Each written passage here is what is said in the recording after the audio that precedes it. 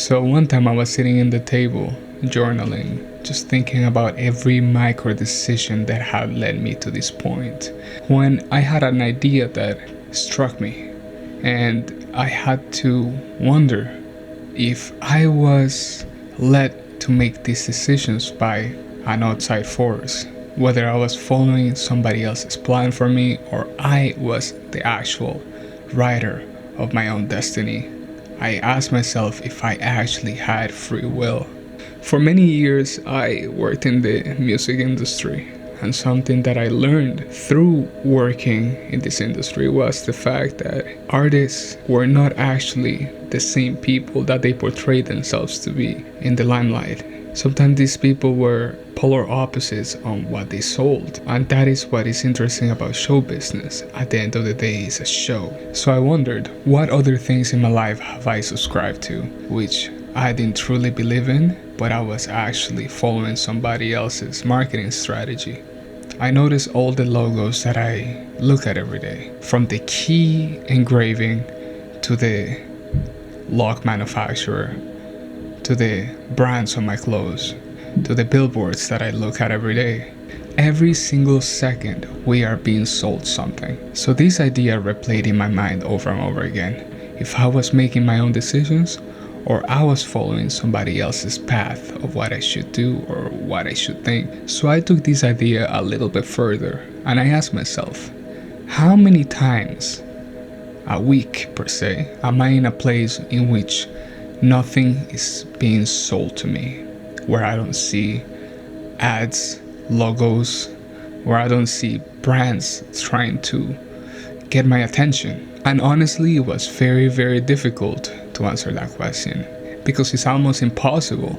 If you go on Instagram, you see brands selling products, advertising, trying to fight for your attention, pushing their own agenda. So the question remained, do we have free will? And I understand that this is not a simple yes or no question. I have been asking this question to almost everybody who I'm around with, and a friend of mine gave a very interesting response. He said that we are limited by our physical reality. For example, if we tried to set ourselves on fire, we probably won't do it because we know what that means. We will feel pain, we will burn, we might die, etc. However, if we had real free will, the bindings of our reality and limitations wouldn't exist.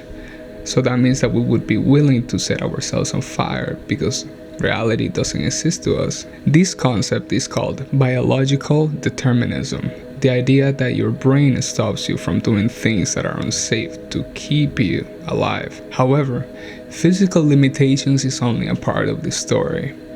I heard once about a study that shows that kids learn the McDonald's logo before they learn how to speak. Again, this brings me to the question, do we have free will? Because at the end of the day, these companies spent billions of dollars every year for marketing expenses, collecting data to sell you products more effectively. The entire budget is all spent on influencing you to make the decision to buy the product. Every time that you go on Instagram, every time that you go on your phone, every click that you make, every page that you stay for longer than 15 seconds becomes data. And that data can be used to influence you to sell you more products. So with this information that these companies collect about you, the question is still present. Do we really have free will? When you wake up in the morning and you decide to check your phone, did you actually make this decision? Or perhaps it's because there are engineers that spend millions and millions of dollars every year to get you addicted to this phone. If you never saw an ad, would you want that dress from Shein? Would you want that t-shirt, those pants? If you never saw anybody selling it to you. One of my favorite movies is The Matrix. And for those who haven't seen it, it's about a digital world which people live in. And spoiler alert for those who haven't seen it, at one point, the computer program tells the main character that no matter what he decides to do, the results will be the same. In an MIT study in 2021, They described how social media companies are able to tell in which emotional state you are in when you're using the platform. And this is dangerous because if we are sad, these companies try to sell us products to fill the emptiness. We are reaching a point at the moment that we're able to create images in less than a couple of minutes. And that means that it's easier than ever to create propaganda. And despite the fact that we all have different algorithms, the algorithm is still owned by the same companies. The average person switches topics every 45 seconds while doom scrolling, and this makes it the perfect environment to push idea to my mass audience. Despite all that, I believe that we have the ability to reclaim free will. Think about the people in your life that seem the most free, the ones that do not have a phone, social media, the ones who grow their own food, the ones who don't care, the ones who don't wait for the new sneaker drop. And as I get older, I understand it more and more, because at the end of the day, this is all a game, and you cannot be manipulated if you stop playing. Would my goals change? Would I change as a person? Would I stop being as capitalistic as I am currently?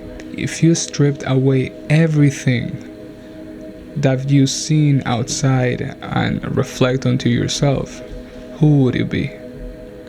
I genuinely don't know the answer to that, and that's the most honest thing that I can say.